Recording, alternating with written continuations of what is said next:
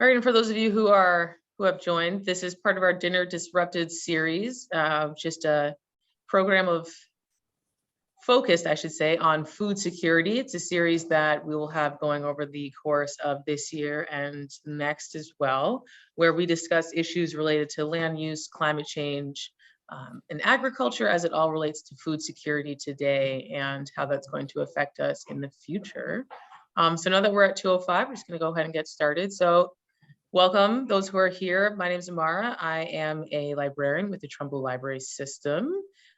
This afternoon's presenter is Ginny Apple, a Master Wildlife Conservationist with the CD Department of Energy and Environmental Protection, or DEEP. Ginny will discuss Connecticut's changing landscapes. So landscapes are dynamic ecosystems, and Connecticut's landscape has changed through the centuries from almost completely forested in the 1600s to cleared land by the mid-1800s. Presently, the state is almost 60% forested. As the landscape changed in Connecticut, so did the wildlife populations that depend on the land for habitat. So this presentation describes the history of Connecticut's landscape and the impact of change on wildlife populations. Apple will include a brief history of Connecticut, address the current state of wildlife, include a discussion of major species, factors affecting their habitats, some challenges we face in managing them, and provide suggestions for what people can do to make a difference. So questions and comments are welcome throughout and after the discussion. The Q&A is open, and I do believe the chat as well, so please feel free to participate there. So a native Texan, Ginny Apple was one of the first full-time women sports writers in the country who left the field mid-career to pursue a path in communications and public relations. Through the years, she has hiked, climbed, kayaked, skied, and poked her way through the outdoors and developed a passion for all things natural. So moved to the middle of the woods in Barkhamsted in over 16 years ago, brought her into an environment filled with bears and other wildlife. Living in a house surrounded by People's State Forest, she observed a large population of black bears and supplied field notes and photographs and then to deep bear biologists.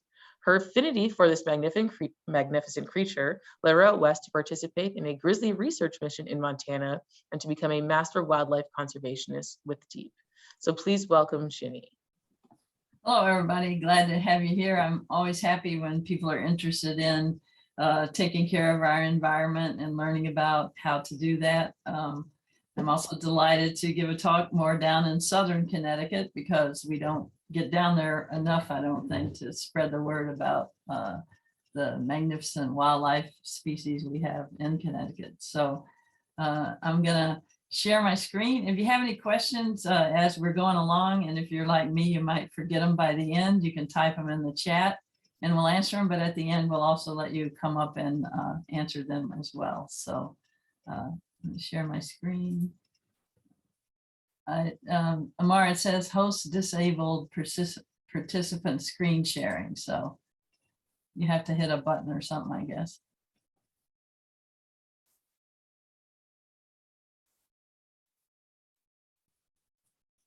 Okay, there we go. Hold on, let me find.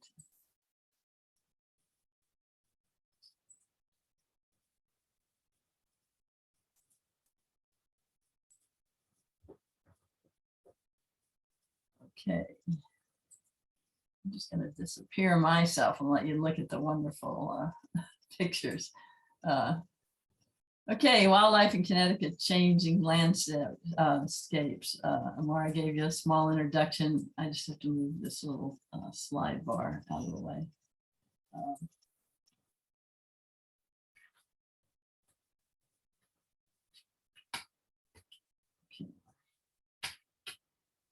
For some reason, my screen isn't advancing. Oh, there. Oh, sorry. It just, okay, here we go.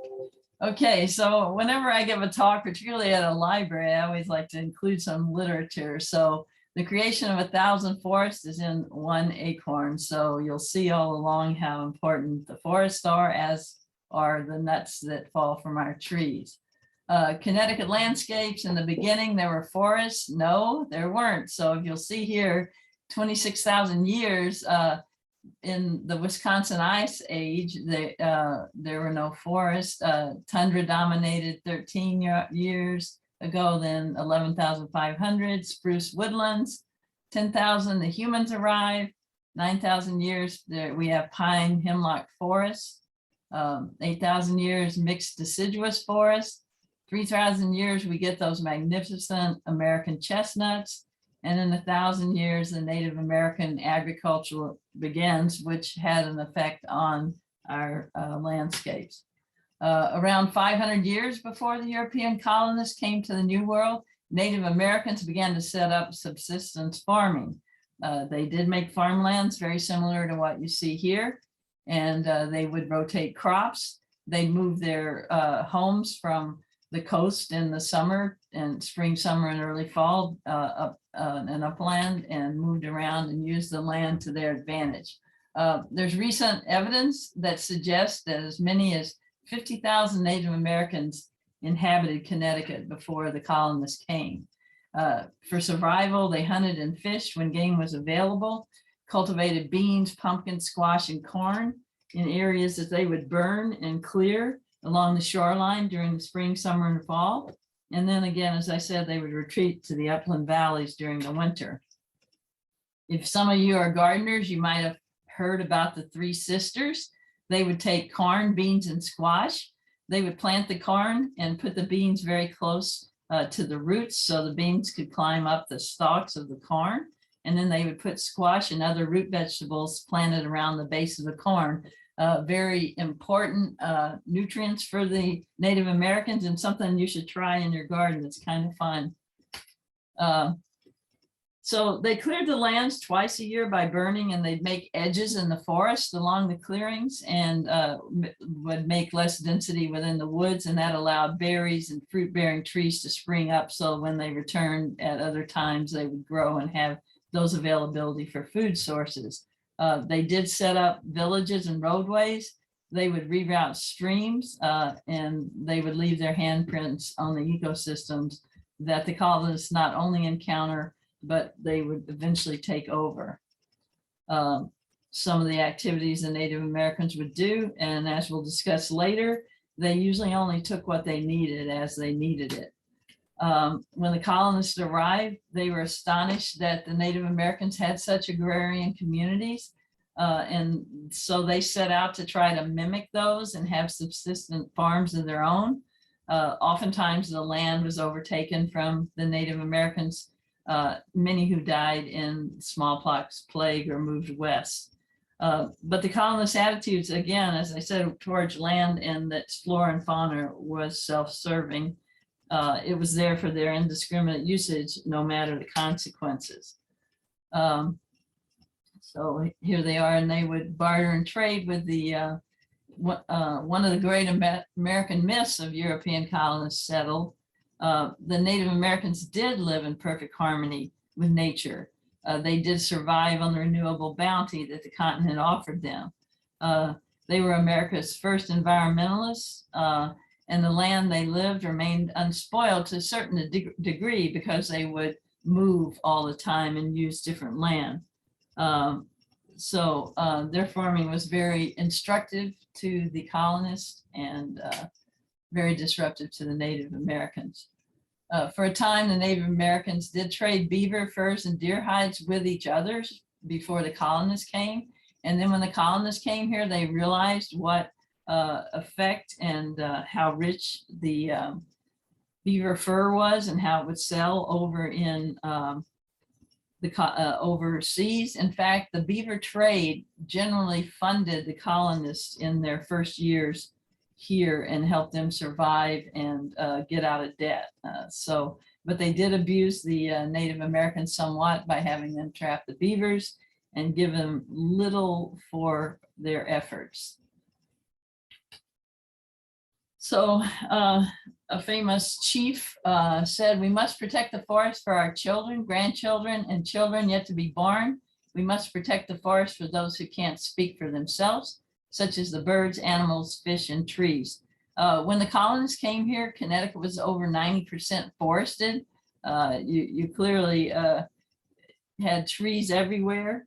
Though the Native Americans were somewhat responsible for a small decline in the forest because they did cut trees to use for heat and warmth in some buildings, they would, as I say, move on to other lands and let the nutrients regrow. The colonists, on the other hand, brought in domestic animals, which the Native Americans didn't have. They had brought in cattle, goats, horses, oxen, which grazed all the available grass and shrubs and left the areas where they settled devoid of natural vegetation. And that also eliminated the availability of vegetation for wild animals. They built fences to keep their animals in where the Native Americans did not. So the wild creatures would have less access. From 1500 to 1650, European hunters and trappers traded with the Native Americans, but they also brought dangerous diseases, and the Native American population began dying out with diseases such as smallpox. By the late 1700s, over 75% of Connecticut's land area had been cleared for farming, and many of its native animals driven out. So here's the forest. It's a typical looking farm in colonial times. You know, if you go hiking much in our woods and all around, there's many, many stone walls which were cleared and stacked up. Not as much for fences, but to get out of the way. So they did also offer a barrier, but to really keep some animals in, they would have to put some sticks on top and build it up a little. The coming of the American chestnut tree, they dominated our eastern deciduous forest. They provided many nuts for wildlife. Chestnuts were very good for building materials. The colonists did also use a lot of the wood that they leveled, they sent overseas for masts, for ships, and for furniture. About half the trees, again, were American chestnut. The wood of the tree was prized because it was decay resistance. It was very good for use in fence posts, interior trim, and post and beam homes, which we can see in Connecticut in a lot of our very old homes. I actually have a 1760 house, which does have chestnut beams, so it's pretty cool. The tree's nuts were called mast, M-A-S-T, and that's food for a number of forest dwellers. So acorns and other nuts in the autumn are called mast. So if we say it's a good mast year, it means that it's a really good year for black bears and other wildlife to bulk up on and be able to survive the winter. This quote's pretty telling about the use of land and animals, the difference in philosophy of the Native Americans and the colonists. I won't pronounce this Narragansett Sachem's name, but anyway, he did say, you know, our fathers had plenty of deer and skins. Our plains were full of deer, as also our woods, and of turkeys, and our coves full of fish and fowl. But these English have gotten our land. They with scythes cut down the grass, and with axes fell the trees. Their cows and horses eat the grass, and their hogs spoil our clam banks, and we shall all be starved. And to some degree, a lot of the Native Americans, if they did not die of disease, they did migrate westward to try to help survive.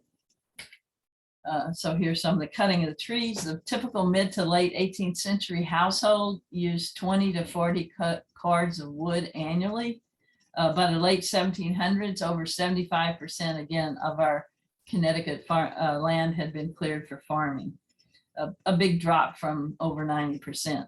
By the mid 1800s, the progress of civilization, or as deforestation was called, had reduced tree cover across New England from most of the landscape, and it dropped to about 30% in Connecticut, Massachusetts, and Rhode Island, a significant drop. So another Native American, if you talk to the animals, they will talk with you and you will know each other. If you do not talk to them, you will not know them. And what you do not know, you will fear. What one fears, one destroys. And this you'll see is a very telling quote.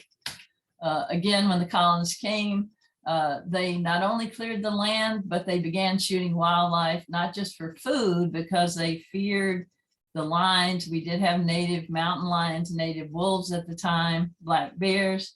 They feared that those would decimate their own animal herds and pose a threat to their own lives and that of their families. And the animals first were being decimated in the east and then in the west. And so you can see some of those right there. To the early settlers, forest again, their wood supply seemed endless, and they felt the wildlife abundant for food, money, and clothing. Again, their harvest, there was no regulated hunting, obviously, back then. And then to tell you about, this is an interesting story. Wolves were such a problem in Connecticut at the time that they had heavy slabs called wolf stones that were placed over graves to protect the bodies from being marauded by wolves. Community wolf hunts were very common. The most famous wolf hunt features Israel Putnam, one of the state's most famous Revolutionary War heroes. He would later become a general, and they called him Old Put, P-U-T. According to legend, when he moved from Massachusetts as a 22-year-old to buy affordable land, 2 years later, he can kill Connecticut's last wolf in Pomfret, Connecticut in 1742. For years, there had been this she-wolf that had terrorized and killed sheep on his farm as well as that of his neighbors. Finally, he and his neighbors decided they had to get together and pursue this she-wolf until she was dead. So they found the wolf one winter night, and followed her to a stream 6 miles away. When she entered a cave, they set up guard and got a group of men and boys with guns and dogs and lit a fire at the mouth of the cave. Many hours passed and she didn't come out. And finally, Putnam persuaded his neighbors to let him go into the cave with a torch. So they tied a rope onto his ankle and let him go in, and they were gonna pull him out whenever he kicked on the rope. The dense passage was, which you can see the cave there now still in, I'll tell you the forest soon. It sloped down 15 feet. So she was rather deep in there, and then ran horizontally about 10 feet and then rose about 16 feet in the air. So he crawled into the cave. You couldn't stand up in it, and saw the she-wolf's eyeballs 3 yards away, legend has it. He kicked the rope and they dragged him out quickly, but apparently his shirt came off. He then crawled back into the cave with a gun and shot the wolf. His neighbors then dragged him out and he revived, and then crawled back into the cave a third time, where he found the wolf, pulled it out, and there were no wolves anymore, and they have not returned to Connecticut. So they haven't lived here for more than 2.5 centuries. Putnam's Wolf Den is on the National Register of Historic Places, and it can be found in the Massachusetts Brook State Park in Pomfret. It's a very pretty state park, nice little drive for you. So that's what happened to our wild wolves. So here are many of our animals. These you see here were driven or hunted out, or a word the biologists love to use, extirpated. That's E-X-T-I-R-P-A-T-E-D. And what that means is it's a local extinction. It's when a species no longer exists in a particular area, but does exist elsewhere. So it's not, they're not extinct, but they are not in that area. The last documented wolf, again, was shot in 1742, as I said. Other wildlife numbers, wild turkeys, who were numbered in the hundreds of thousands when the colonists came here, were extirpated in 1813. The bald eagle literally was almost gone. Beavers were extirpated in 1842. Timber rattlers, which we do have now in pockets in Connecticut, were pretty much exterminated by the early 1800s. By the mid 1800s, the black bears were gone. From 1700 to 1900, the white-tailed deer, which was numbered in the tens and 20s of thousands when the first settlers come, were uncommon, not only because there was no regulated hunting, but because they were over harvested for venison, deer skins, and loss of habitat. Mountain lions obviously were killed because they were predators and thus were extirpated from the state in the early 1700s. I love this quote from Henry David Thoreau. I'm sure most of you know who he is. Quite eccentric, but very intelligent man. By the time he walked into the woods in Walden Pond as an adult, much of the forests of New England were gone. The wildlife was much scarcer and the woods less dense. Of this, he said, I cannot but feel as if I lived in a tamed and as it were emasculated country. Is it not a maimed and imperfect nature that I am conversant with? Thank God they cannot cut down the clouds. I have to like, if you've read much of Thoreau, that's just a very typical thing he would say, and I think it's pretty wonderful. Anyway, as I said, by the mid 1800s, farms began to be abandoned in Connecticut and parts of New England because colonists and other people, settlers, just started going out west. Interestingly enough, they had followed the beaver trails of beaver trappers who went out west. And then what happened is New Englanders who fought in the Civil War, they were given land out west and other free land. So a lot of people headed out west to farm and also out west for the California gold rush. So what happened here is a lot of the farmers were out of business and they started going into industry, whether it was mills. A lot of our streams and rivers and creeks, I guess we call them creeks where I grew up in Texas more than here, brooks, had a lot of mills on them that produced a lot of things, anything from lumber to cheese to dairy products, all kinds of things. So a lot of them took up the small industry, furniture building, and then our fields began to fall fallow. And guess what happened with that? Things began to grow back to forests. So as you can see here on the left would be like the mid to late 1800s, and then you see how we are in Connecticut now. I remember when my granny from Texas visited me, when I took her back to the airport, she looked at me and she said, Ginny Sue, I don't care if I ever see a tree again, because she missed being able to see sunrises and sunsets. So depending where you are in Connecticut, you can or cannot see those. So this is a little graph through the years of our population and our forest cover. Right now, Connecticut, we have just 3.6 million acres of land, but we have about 3.5 million people. So that's about an acre per person. So we're pretty jammed up, and our land is in our forests and our, available, our state parks, reservoirs, everything's pretty fragmented by roads, obviously, even up in northwestern Connecticut where I live. So our wildlife have a tough time sometimes, but the trees can grow. Connecticut is the 14th most forested state in the United States. That to me is very remarkable because it's also the 4th most densely populated state. Only Massachusetts is similarly dense and is heavily forested. So this is an older graph. Unfortunately, a lot of our biologists work pretty hard, and they don't always have a lot of time to update the data.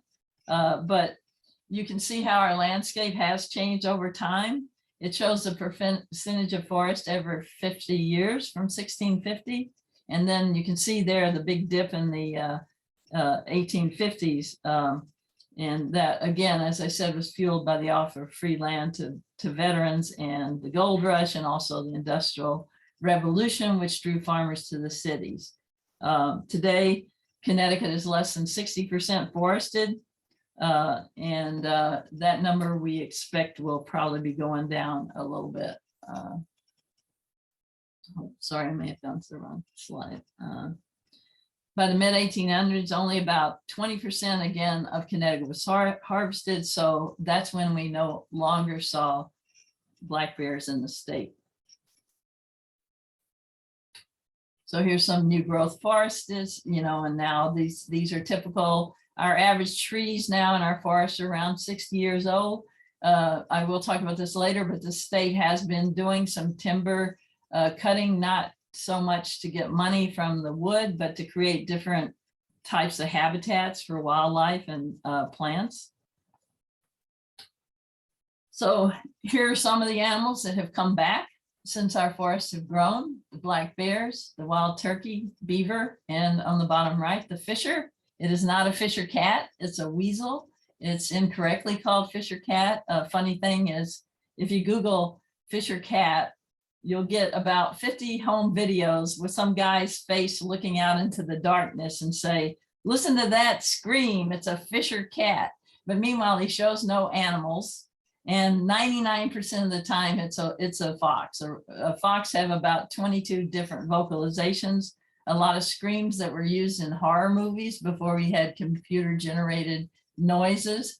The fisher is a silent predator, hunts in the trees a lot, and has a growl. So anyway, you can't believe everything you see on YouTube, especially if you don't, no one's showing you any animal. By the way, fishers are pretty much in northwestern Connecticut, some pockets of northeastern Connecticut, highly unlikely down where you live, probably more, not so because you don't have forests, but because there's so much population. So black bears have returned to Connecticut. There is a healthy and growing population.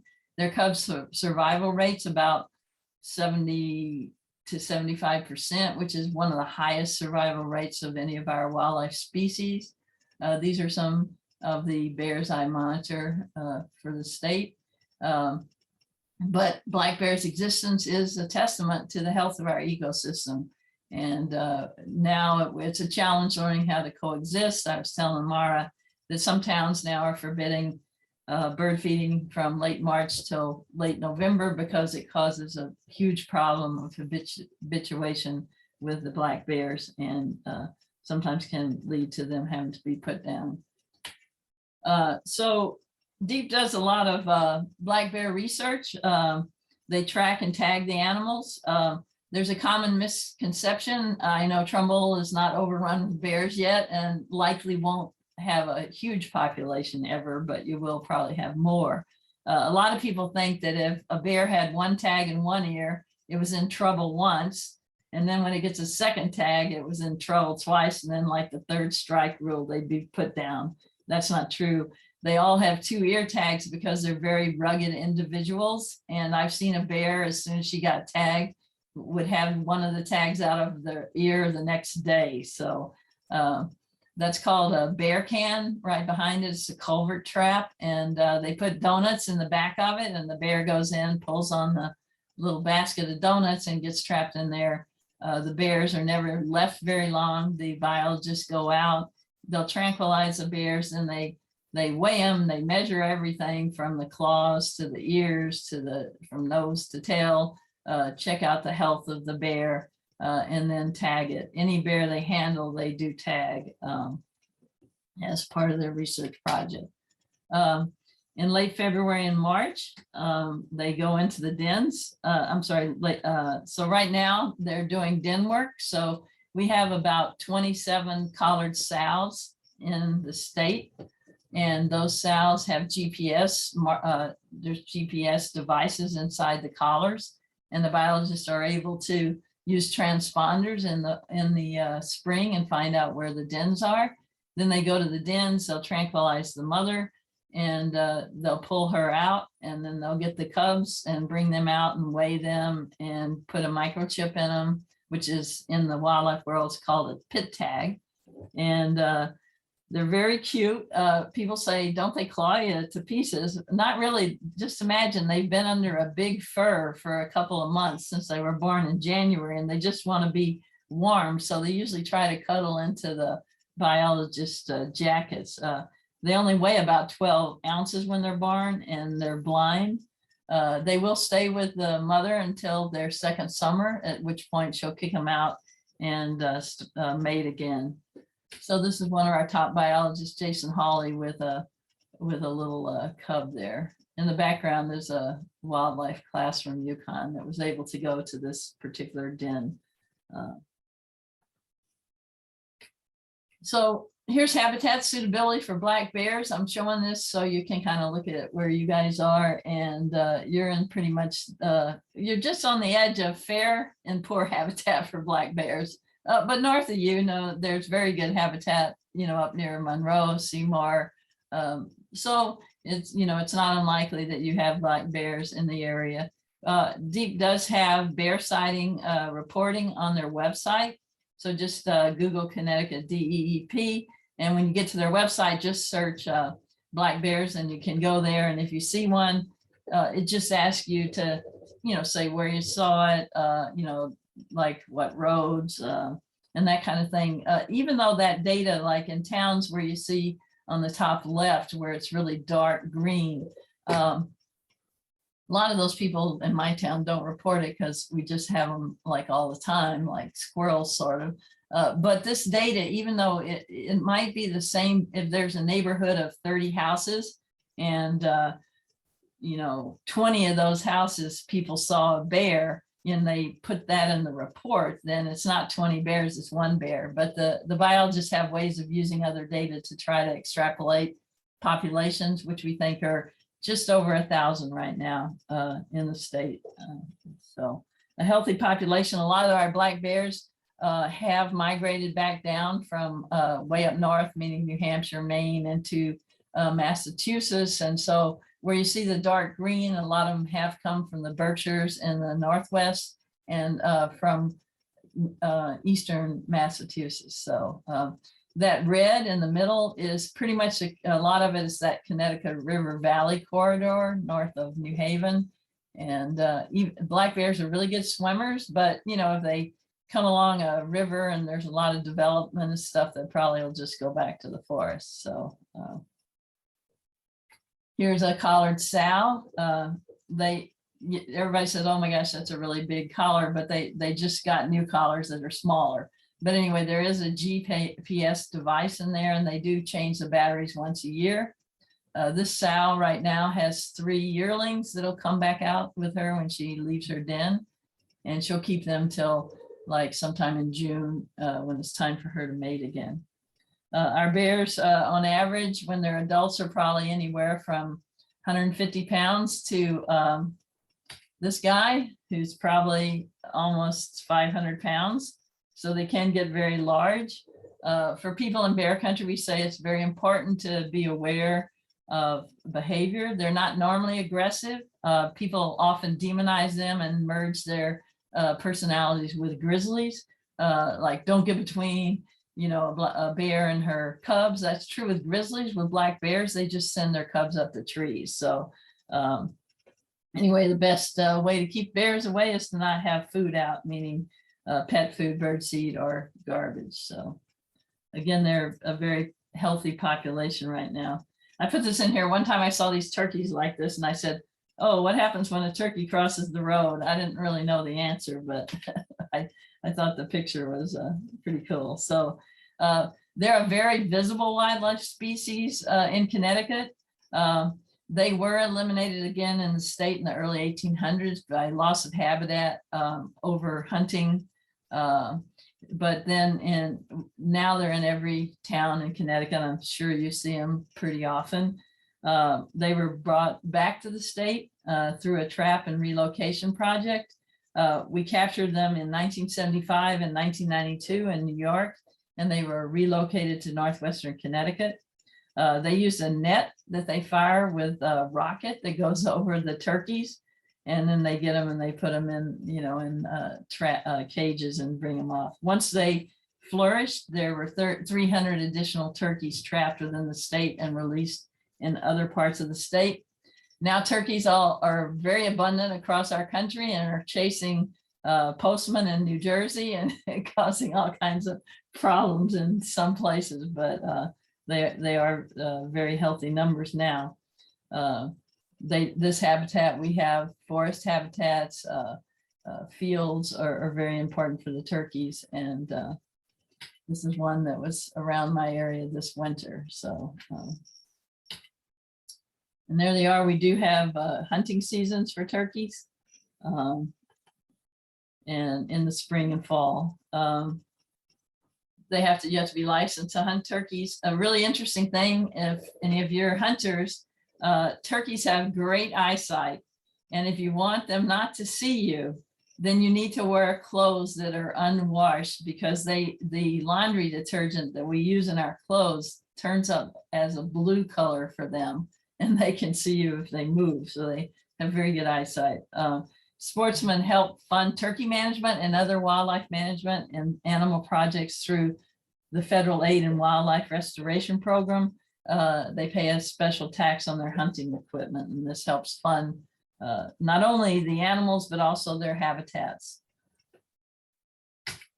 So everybody knows this. The white-tailed deer, they're almost entirely gone from the state once our forest habitat diminished. A lot of our fur animals do depend on forest habitat.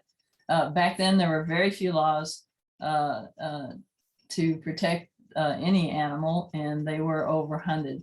In fact, in 1893, citizens in Connecticut reported there were only 12 deer. Today, there are over 100,000 deer in Connecticut. That's a number. It creates a lot of problems for homeowners because one, they look at that rhododendron right there. In the winter, they will eat the rhododendron leaves and other landscape plants. They will eat farmers' corn, apples, and other crops. Also, but a lot of animals eat some of this stuff too. But really, the worst thing that can happen are collisions. And I'm sure you guys living down near the Merritt Parkway, there are a lot of road strikes. There's over 3,000 deer killed each year by vehicles in Connecticut. That's about a 1.3 average per day, mostly in the evening and the dawn hours, and a lot in the autumn. So, you know, I say Connecticut has dark colored roads, even though deer are light colored. You really, in the evenings, need to be careful in areas, you know, where there are quite a few deer. And unfortunately, quite a few deer do lurk around parts of the corridors of the Merritt Parkway.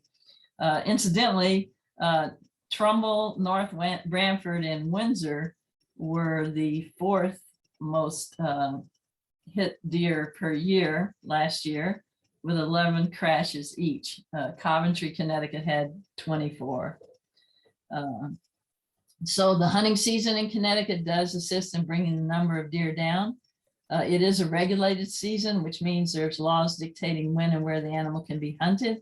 There have been lotteries in Fairfield County that were not in hunting season in an effort to kind of reduce the populations there.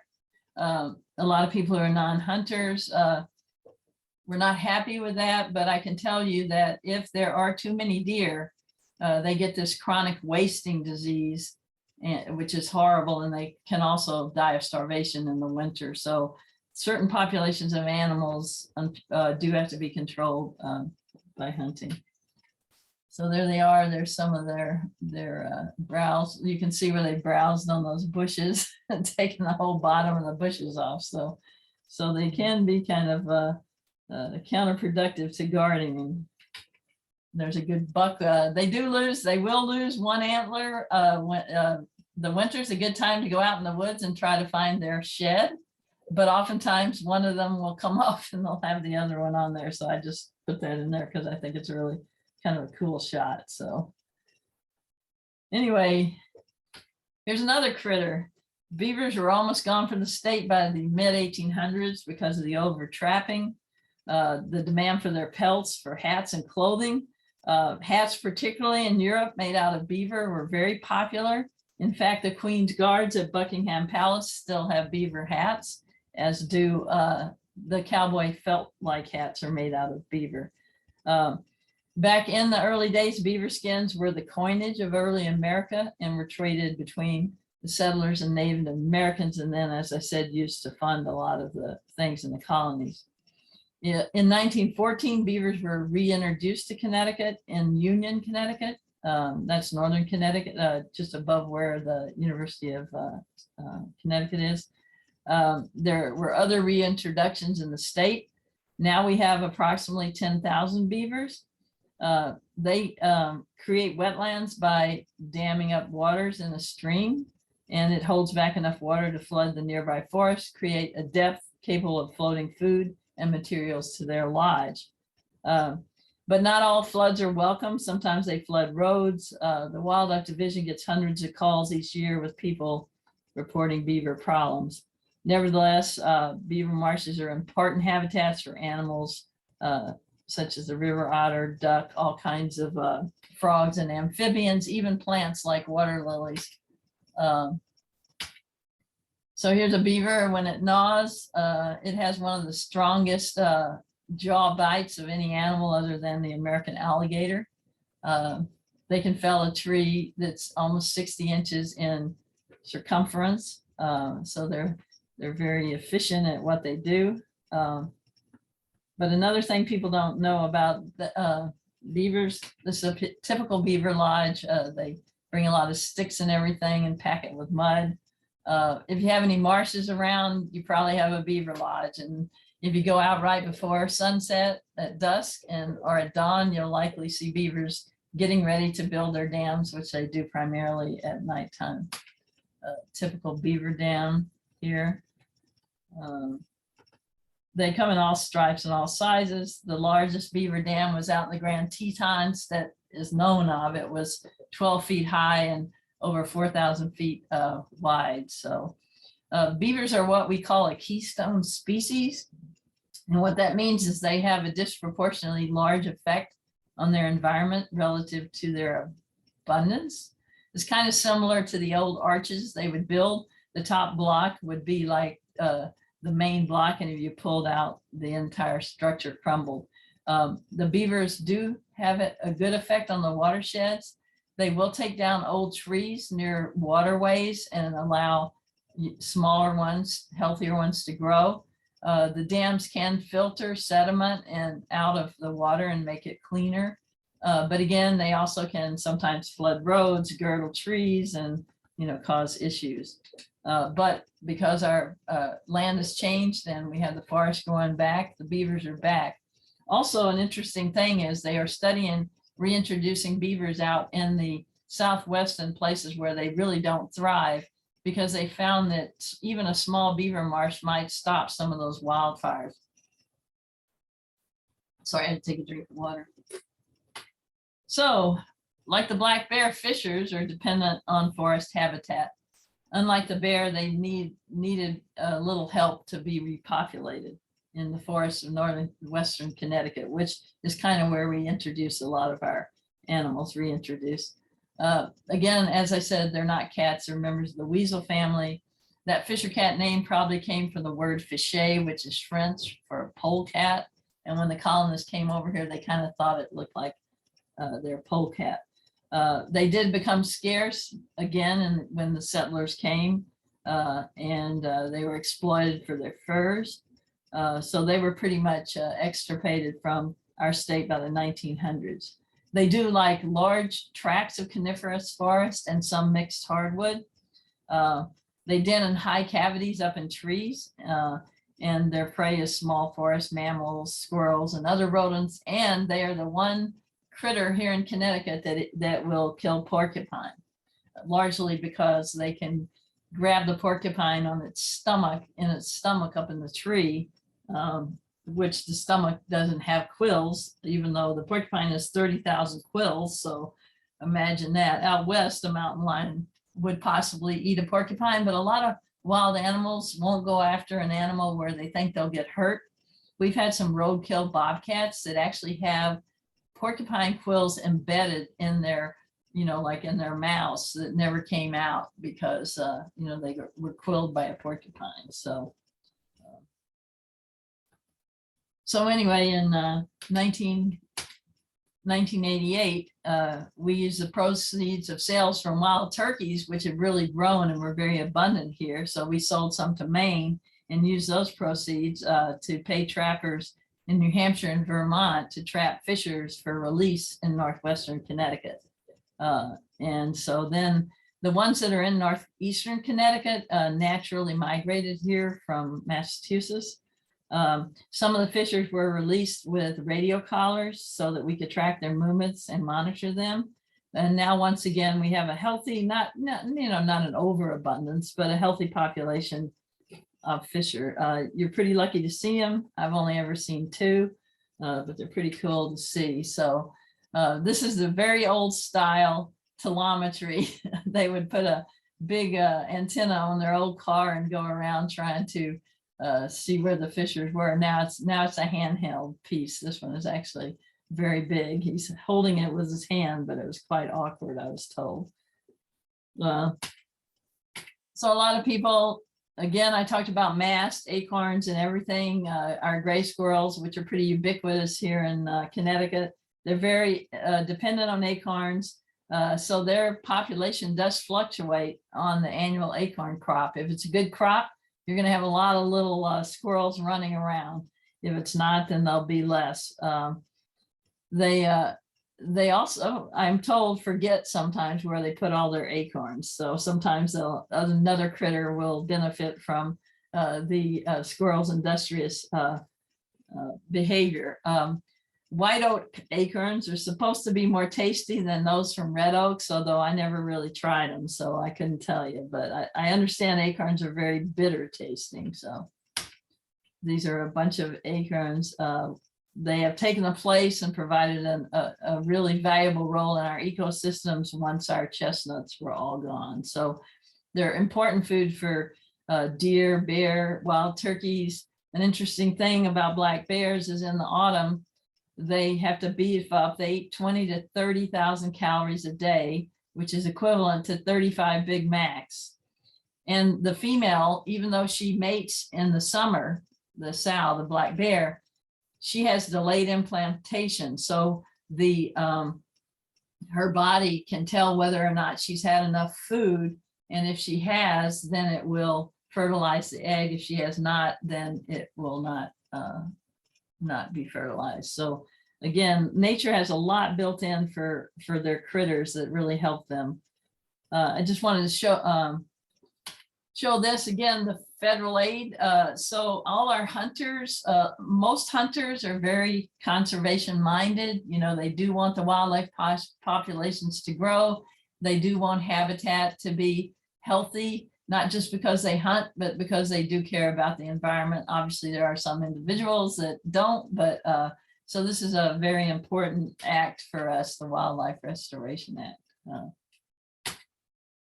So another animal that pretty much is demonized is the coyote. And the coyote in the Northeast, a coyote is called a coyote. Out west where I grew up, it's a coyote, but it's still the same critter. I was teasing friends of mine because my family had a bunch of pecan trees growing up, and up here, most of you say pecan. And I said, well, if you grow them, you say pecan. If you eat them up here, you say pecan. But anyway, so the coyote is an animal that can adapt to just about any habitat, the eastern coyote. It's a relatively newcomer to the state. They were not here when the settlers first arrived. They expanded their range from the Midwest. They're now commonly sighted here.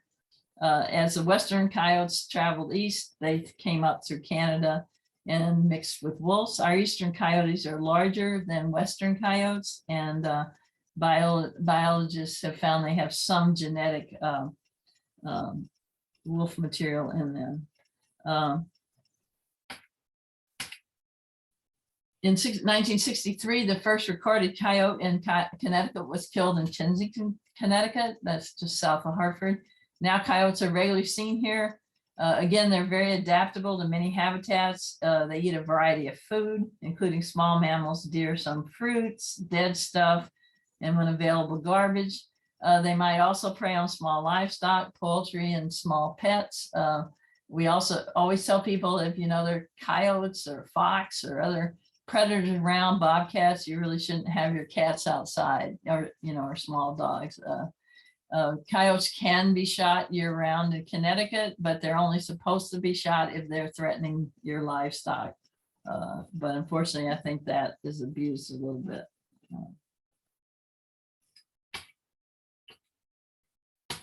So we have regulated hunting seasons in Connecticut, and you can pick up a hunting trapping guide a lot of places. It's got a lot of information, a lot of interesting information also on wildlife species. Now we're talking about the environment and what's important. Early successional habitat is shrublands and grasslands. Obviously, we don't have a ton of it in Connecticut, and because of that, the numbers of our New England cottontail, which is different from Eastern cottontail, and another number of little shrub birds, woodcock, the numbers are greatly diminished. So now the DEEP is going out and trying to cut some more forest land to create some more of this kind of habitat. When most of our landscape was cleared when the colonists came here, it did create certain habitats. So certain animals, like I said, a lot of little songbirds did help by that. But now it is less common than in the mid 1800s after So the bobolink is one critter who is not that common here in Connecticut, but you will see them. Sorry for a second. But they also have been diminished. They need about 3 or 4 acres of land to be able to do their thing and to thrive.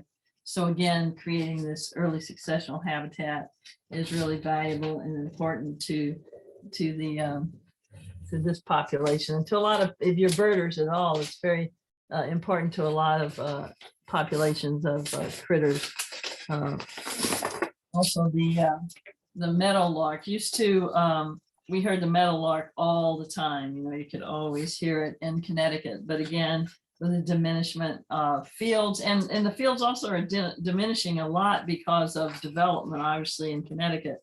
And I encourage people, I'm the chair of our Conservation Commission, and that's the state has statutes that towns should have conservation commissions. They're appointed and they're just advisory, but you can keep an eye on like planning and zoning and all kinds of things that are going on in your town, and make sure that, you know, everything is being done right to benefit not only your wildlife, but also, you know, just your ecosystems and your habitat. Unfortunately, from whenever town government began, you know, people who are on elected committees, oftentimes, oh, my brother wants to build his barn like 3 feet higher than it's allowed, you know, or oh, I got to take all these trees out and all that. But you know, we need to be mindful of all of that. I'd encourage you, if you have an interest in inland wetlands, and you have an interest in the environment, to try to get on that commission. Those are elected in most towns, but anyway, all these things do contribute and help. So anyway, the meadowlarks are coming back some as we're getting more. Another Connecticut species that has been affected by not having the right habitat, and also shorebirds have a challenge because the populations are so heavy down on our shoreline, as you know. This is the upland sandpiper. It's on our endangered species list. So there's one place where they are a lot. I'm sorry, this was the upland, not the shoreline sandpiper. It is around Bradley International Airport because it has a lot of fields and a lot of meadows near there. And so that helps them thrive there. So another thing that we have here, as you know, is development on our coast. Obviously, everybody wants to be there. Our coastal habitat is probably the most vulnerable in Connecticut by a changing climate.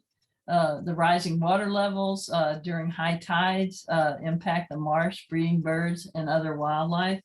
So again, very important. Zoning is very important on to how things evolve with our animals on the shore. Two ones that are very affected are the piping plovers and least terns. They do nest on sandy beaches, and they have a lot of difficulty finding undisturbed areas. So because of that, each year, the Wildlife Division and volunteers put fencing up to keep predators away, like raccoons will come out and get their eggs, and other animals, fox and other even dogs, from nesting piping plovers. So the beaches are monitored to inform beachgoers about the birds being there. If you want to do a citizen science project, you can go on the DEP website and volunteer and help. You do have shoreline near you. So it's a very important project, and you know, it's kind of labor intensive, meaning you have to have a lot of people to really make it effective. But again, it's a very important thing to help with. So here's a marsh area that we have the rare Puritan tiger beetle. And a lot of people say, oh my gosh, we're going to save this land from development because of the rare Puritan tiger beetle. Well, all of these things tie into our whole ecosystems, and certain ones are very important. It's found in Connecticut along mostly sandy shores of the Connecticut River. It is on our endangered species list. It's federally threatened. So we do monitor them and hope that they thrive. So this is another critter that is thriving a little better because of the healthy ecosystem that we're starting to get in Connecticut. Here's a few more. Just a few nights ago when we had the rain before the snow, it's time for vernal pools, and oftentimes you'll see the spotted salamander and other salamanders and some frogs crossing roads to get to the vernal pools. And sometimes if you know you're on a busy, say, suburb road, you can help them across, just let them go the same direction. I moved 25 the other night during the rainstorm, so we can help out a little bit. Just don't squeeze them too hard, you know, and they're important for our ecosystem as well. So again, here's a healthy marshland. Here are some of our animals that are benefiting from our healthy ecosystem. Hold on a second.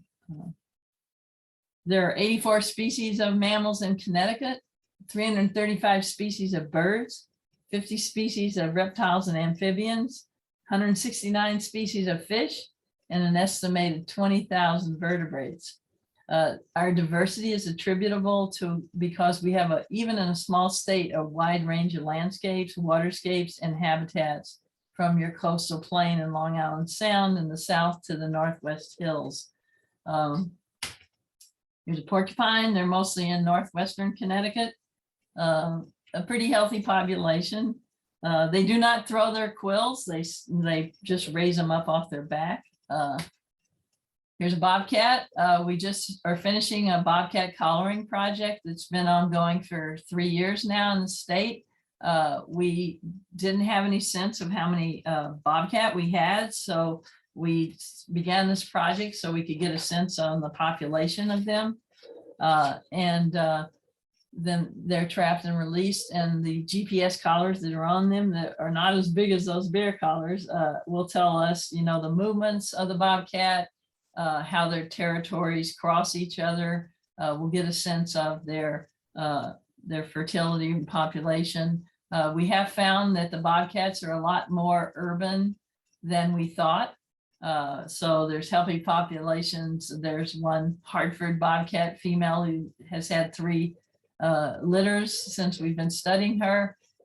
This bobcat, I went outside my house, and I am surrounded by state forest, but I went outside and I saw a bobcat, and I didn't have my camera. I usually keep it by the windows in the car. So I ran in the house and got it and went out and hid behind a tree, and I knew it was there. I couldn't see it that well, and I kept snapping, and I was just very happy to be able to get it looking right at me. So bald eagles, I call them the comeback raptor. Since the banning of DDT after the book by Rachel Carson on Silent Spring, that DDT made their shells thin so that they would crack before they would hatch. But now I'm happy to report that we have a healthy resident population now in the state. In 1992, we only had 1 nesting pair of bald eagles. That was on the reservoir in Barkhamsted. Last year, we had 70 nesting pairs that 64 of those nests were successful, and they produced 107 chicks. And for the first time ever, we had 7 3-egg nests. So the bald eagles are pretty healthy. They're now being endangered though by rat poisoning and lead. We're trying to, lead lures are now banned in Connecticut. We're trying to get lead shot banned as well, because if somebody shoots a deer and say they dress it in the field and then leave the rest of the carcass, a very small infinitesimal amount of lead can kill a bald eagle, a fox, other animals. The lead gets into our streams and they eat it. Secondhand poisoning with rodenticides, so please use snap traps. I always say, you know, I don't like bringing the traps out with a dead mouse, but I put it out on the edge of my property and it's gone in an hour. I say circle of life. So do all we can to keep our environment clean and safe. I always say to people, I don't have kids or grandkids, but if I did, I'd want our environment and our animals to thrive for them in the future. So I think that's I'm pretty pretty much done, and I'll be able to answer any questions. Hold on, let me just see. So more critters that we have, and we may be small, but there really is a diversity of wildlife and of habitat in the state. So I think we're very lucky to have that. So I gotta get out of here and come back to you. So hold on.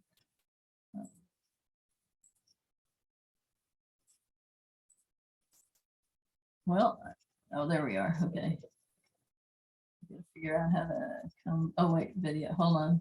Oh, there you are. Okay. I'm sorry. I'm trying to figure out how to come back. I've only done this like hundreds of times and I never get it right. Figure it out. Okay. I'm happy to answer any questions if you want to unmute anybody. I don't know if there was questions in the chat. I think everybody was just very caught up with all the information you were sharing. It was a wonderful slideshow with lots of great photos.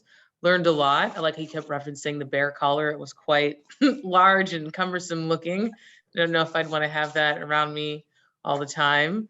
But yeah, if nobody has any questions, I just want to thank everybody for turning up this afternoon for part of our series in Dinner Disrupted. Again, you can check us out on dinnerdisrupted.com, and we have brochures in the library where we'll be posting all of our events related to the series. And again, we're just here to talk about land use, agriculture, and climate change as it relates to food security and how important it is that we have a healthy ecosystem moving forward, and that we do all we can to support it. So again, without any questions popping up, we're going to go ahead and then just end the webinar. So thank you, Ginny, so much for your time this afternoon.